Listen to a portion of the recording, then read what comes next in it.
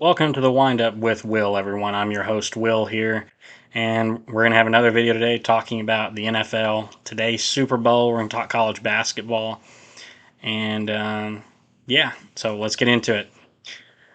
So, if you weren't aware, in women's college basketball, Caitlan Clark is chasing the all-time scoring mark set by Kelsey Plum. I believe that's. Sorry, I thought I had it pulled up here. But she's chasing it. She was 38 points coming today. Was 38 points short. They're playing the Nebraska Cornhuskers in Lincoln, Nebraska today, and I just watched that game. I was the number two team in the nation. Nebraska is kind of a borderline team. I think they're currently. I think someone has them as a 9 seed currently in the tournament. So like Nebraska needs a win today to kind of improve their resume to get in, and I was looking to stay tied with Ohio State, top of the Big Ten standings. And Caitlan Clark's chasing the all-time scoring mark. It's something they talked about during the game. Caitlan Clark came into the day 38 points short of the all-time mark. Um, Something they talked about today was that kind of the game plan was to not force feed Caitlan the ball, to try and score other ways, and only if they needed her to try and score with her, because they wanted to try and save the scoring record for their next game at home against Michigan. That way Caitlan could break the record in front of their home crowd. Well, it kind of backfired on them in the end, because they had a 14-point lead, and at the end of the fourth quarter, Nebraska won the game 82-79. They came from behind, and at the end of the game, once they got down 3, then they were trying to get it to Caitlan, but she hadn't really scored in a while. She wasn't really in a groove, so it's just kind of hard to shoot and score then when you're down 3 at the end. Um, so Nebraska gets a huge win for their program. That's probably the largest win they've ever had for their program. That's probably going to get them into the tournament. Good win for them. I don't think it was a good strategy by Iowa to try and save the scoring mark. And she's still 8 points away, so she had 7 points still to play with if they still wanted to break the record. So they still could have had her score a little more. She missed 2 free throws in the game too. So there's a few little things that went wrong in that game for them there. And Nebraska has a good team. They had some good shooters that were hitting threes. Nebraska wins 82-79. Let me pull up that all-time scoring mark. Kelsey Plum holds that record from Washington. I believe her last year in college basketball was either 2018 or 2019.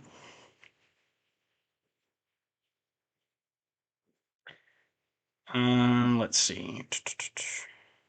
This will load for me. Come on, load. The all-time records, where is it? 3,527.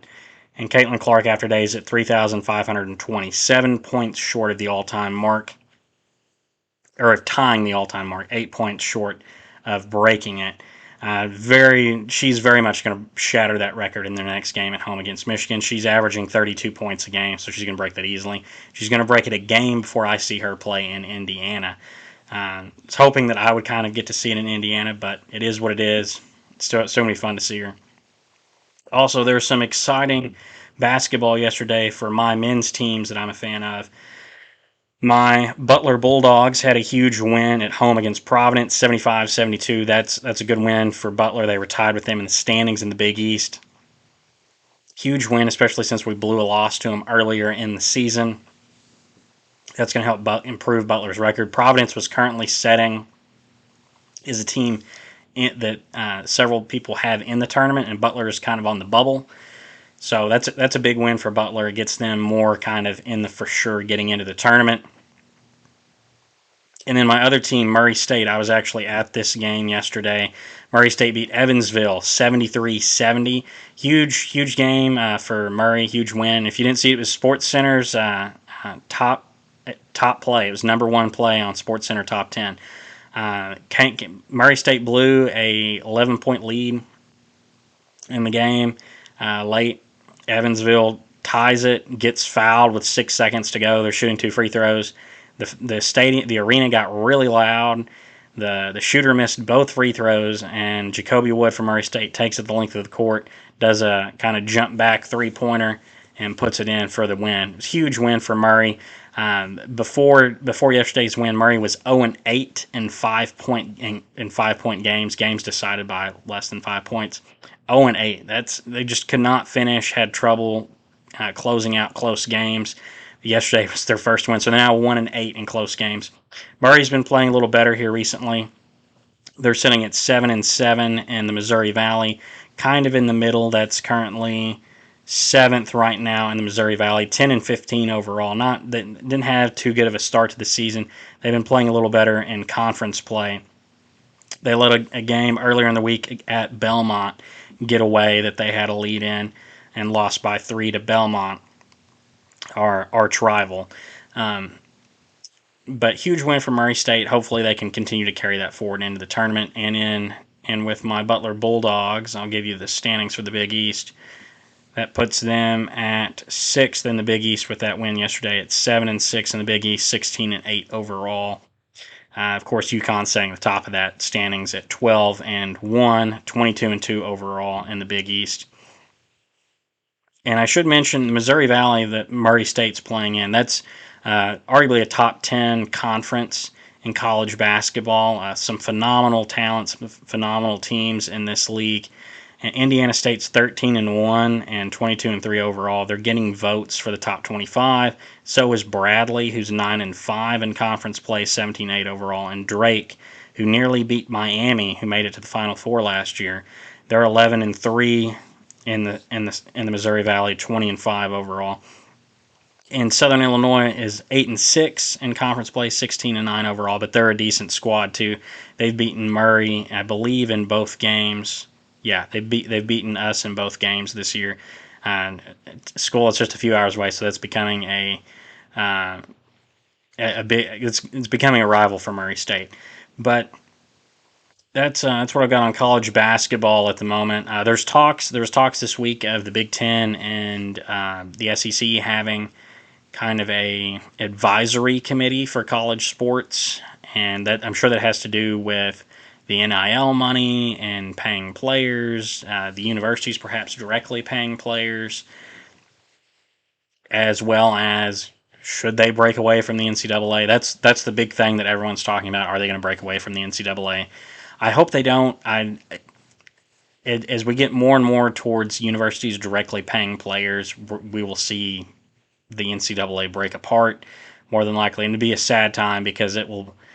There'll be some new things that some people are going to love, but overall, I think it's going to be bad for college sports, especially for a lot of the smaller programs that really can't pay their student athletes, and it creates a very, very competitive imbalance with the bigger schools being able to afford and get everything where the smaller schools can't. So we'll see what happens, what the ramifications of their advisory committee, their whatever that means, whatever they're doing. We'll see that probably in the coming weeks and months. Also, I mentioned in my last video I was going to talk about coaches, and I forgot to in the last video. Jim Harbaugh, if you didn't know, signed with the Los Angeles Chargers. I said it correctly. I kept wanting to say San Diego Chargers when I was thinking about it earlier. But he's with the Los Angeles Chargers now. It was a great hire by the Chargers.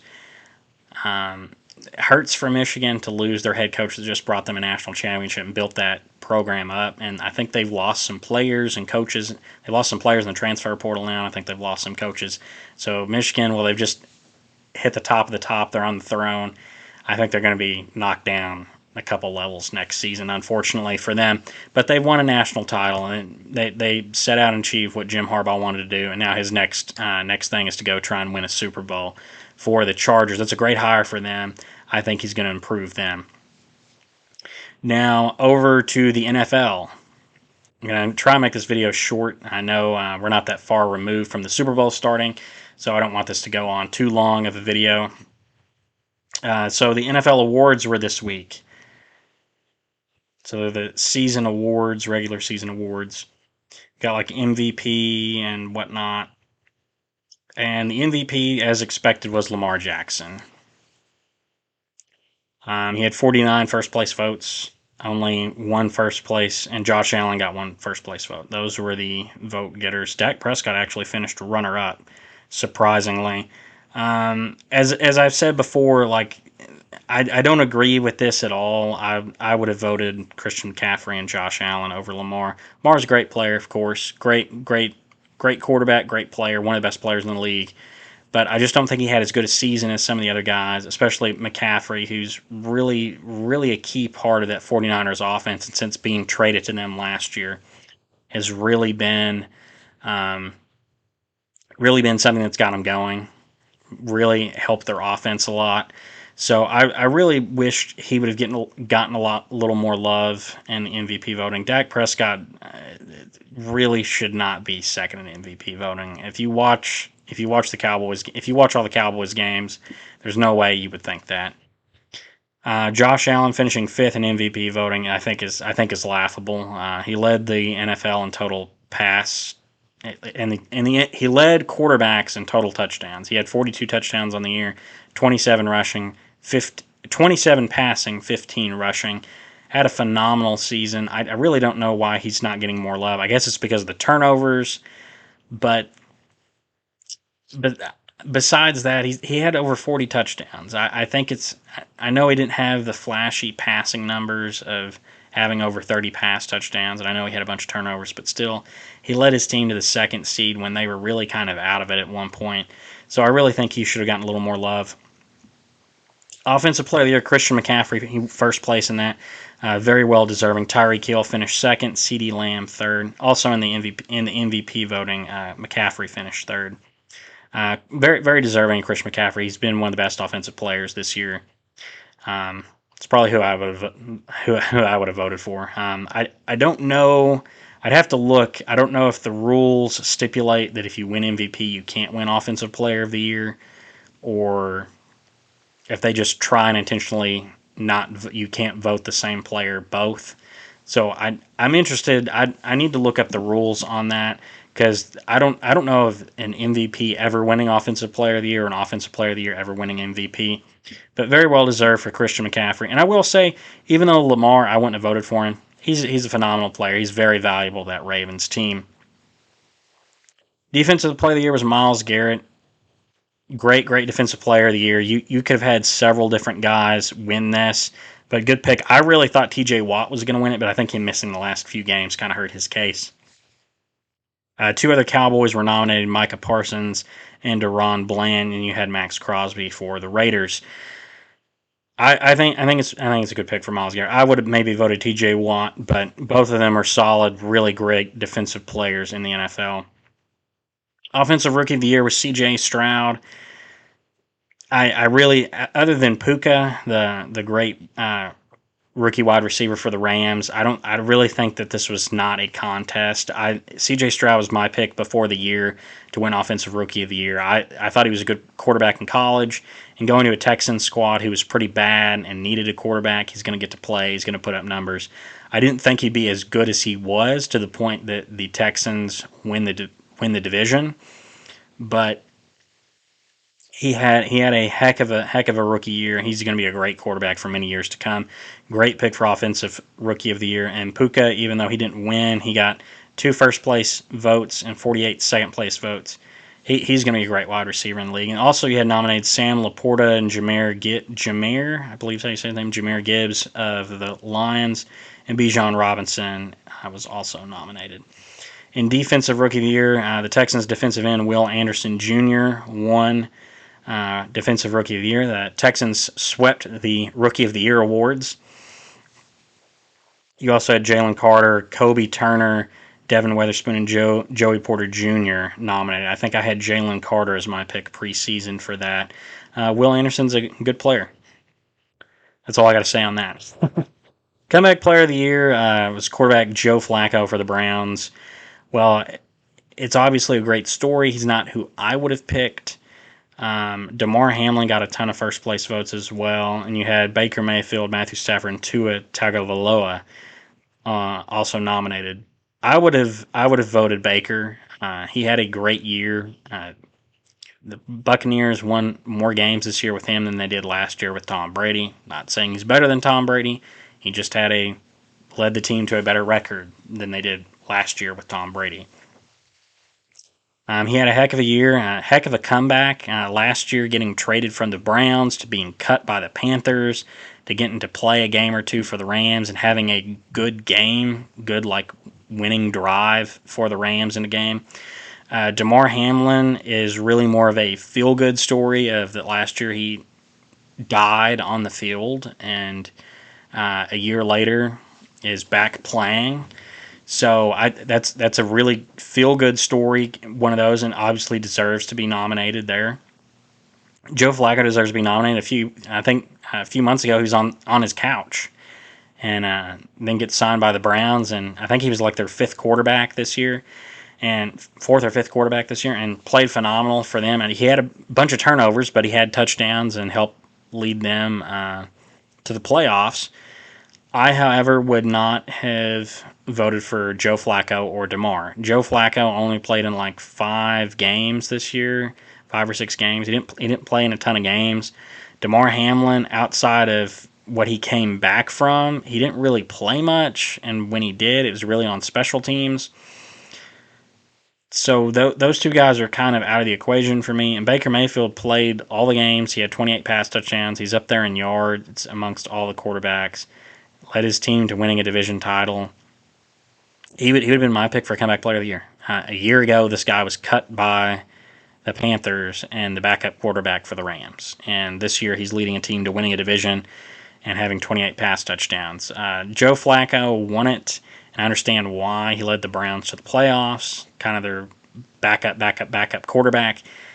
But he didn't have the numbers nor the games that Baker had. So that's kind of my issue with it. And DeMar is just kind of a feel-good story, not really performance on the field. But that's kind of seems to be what the NFL Comeback Player of the Year award is it's more of a feel-good story or who has the better story rather than who had the actual better comeback year. Unlike in Major League Baseball, where the Comeback Player of the Year award is often given to a guy who missed all of last season or missed a majority of last season due to injury and comes back and has a good year, or a guy that is normally a good player and all of a sudden he has a bad year or two and then he all of a sudden has another really good year and of course he's comeback player. He came back from being a bad player or not having a good year and now he's having a great year. So like in baseball, you might have a guy that normally hits 20 home runs and he has an injured year and bad year and only hits like 10, and then this year he hits 30 home runs. Oh, well, he's comeback player of the year. That's how it works in baseball. But in the NFL, it really seems like it's more of a feel-good story. That's the case. A few years ago, Ben Roethlisberger missed like all of the previous season. He had like a shoulder injury and like arm injury, and they thought he might not even be able to throw a football again. He comes back, throws nearly 30 pass touchdowns, and they give the comeback player of the award to Alex Smith, who had like 6 pass touchdowns and like 13 interceptions. But basically his leg was destroyed the previous season. There's thought of, well, will he ever be able to walk again, let alone play football? And so it's kind of a feel good story, and you understand that. But like Ben Roethlisberger nearly threw 30 touchdowns after missing the previous season. Alex Smith came back from a broken leg and had horrible numbers. Sure, it's an amazing injury to come back from and be able to play, but he has like fourth of the touchdowns that Ben Roethlisberger did. Kind of the same thing here. Baker had more than twice the touchdowns that Joe Flacco did. I don't really understand why the voting did it, and Baker didn't even finish second. He finished third behind Damar Hamlin. Just again, kind of odd voting by the voters, but everyone's entitled to their opinion. And in the Coaching of the Year awards, Kevin Stefanski for the Browns won Coach of the Year over DeMeco Ryans, Dan Campbell, Kyle Shanahan, and John Harbaugh. That's kind of a very surprising pick. I was expecting DeMeco Ryans to win it. Texans were horrible last year, and they won the division this year, so he would have been a really great pick for them. Dan Campbell would have probably been my pick, but DeMeco Ryans would be a great pick as well. Dan Campbell has really turned the Lions franchise around. Last year they just missed the playoffs. This year they win the division. They get the 3 seed. Could have arguably had the 2 seed. Yeah, of course, this is a regular season award, so you can't take the postseason into account. They go all the way to the NFC title game. Very deserving to be nominated. Really should have had more on him to win it as well as D'Amico Ryans. It's kind of surprising that Kevin Stefanski won it. Now, of course, good coach, led the Browns to the playoffs after having not made it last year, and went through some adversity, having a lot of different quarterbacks play and losing Nick Chubb. I'm sure that's why he's in the conversation. But he's a good coach, led his team to the playoffs, and they've struggled recently and had some struggles this year with injuries. So I'll say deserving to Kevin Stefanski as well. Walter Payton Man of the Year award with Steelers defensive tackle Cameron Hayward. Um, yeah, it says here that he helps with children in the Pittsburgh community. That's what he won it for. Walter Payton Man of the Year award is kind of like the Roberto Clemente Award in MLB. It's kind of the player who does the most community service or charity events and things like that. Assistant Coach of the Year was Browns defensive coordinator Jim Schwartz. And there's a bunch of like the play of the year and whatnot, but we'll not go into those. So those are the awards for the NFL, and I'll just briefly go over the Super Bowl because I know it's less than 2 hours away, and we got to get this video uploaded. So the 49ers and Chiefs are playing at 5:30 today Central Time, if you're in Central Time, or 6:30 Eastern Time. It's on CBS. San Francisco's favored by 1.5 points. They're playing in Las Vegas, Nevada. This is a rematch of the culmination of the 2019 season. That'd be Super Bowl 54. Yeah. Super Bowl 54 between the Chiefs and the 49ers. I'm picking the Chiefs to win it. I said in my previous video that they would win 35-28. I'm going to stick by that. I think they're the better team. It's hard to bet against, well, the 49ers are the better team, but I think the Chiefs are going to come through. It's hard to bet against Patrick Mahomes. He's the Tom Brady of this generation, just phenomenal player. Andy Reid's a heck of a coach. They've got a great tight end in Travis Kelce. He's not just Taylor Swift's boyfriend. He is a phenomenal NFL tight end. He's a great player and one of the best tight ends of all time, regardless of what you think of him.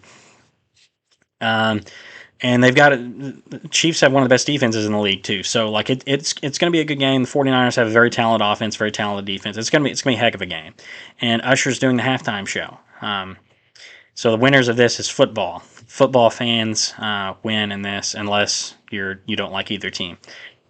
And as a Cowboy, I'm wearing my Oilers stuff. I'm a Tennessee Titans / Oilers fan. That's what they used to be, the Oilers. But I'm also a Cowboys fan.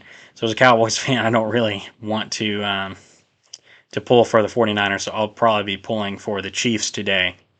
I'll be pulling for the Kansas City Taylor Swifts. I'm joking. They're the Chiefs. I'm going to be pulling for them. I think it's going to be a great game. The Chiefs are very talented. They've got the best quarterback in the league. Brock Purdy is a great quarterback for the 49ers, rising star in this league. And they have a talented offense with Christian McCaffrey, Brandon Ayuk, George Kittle, Deebo Samuel. They've got a phenomenal offense. They've got a good offensive line. They've got a great defense. They have a phenomenal head coach. And same thing with the Chiefs. They don't have the wide receiving weapon talent that the 49ers have, but they got Patrick Mahomes. They got Travis Kelce. And Rashee Rice has really come along here recently as being kind of a good, somewhat reliable wide receiver out of that core. And they've got a phenomenal defense. So this is going to be a heck of a game. So that's all I've got for this video. Let me know what you think. What are your thoughts on college basketball? Will Caitlan Clark score 8 points next week or next game to set the all-time mark? Who's going to win college basketball? The March Madness this year, and who's going to win this Super Bowl? Let me know who you're rooting for in the comments down below, and I will see you in the next video. Bye-bye.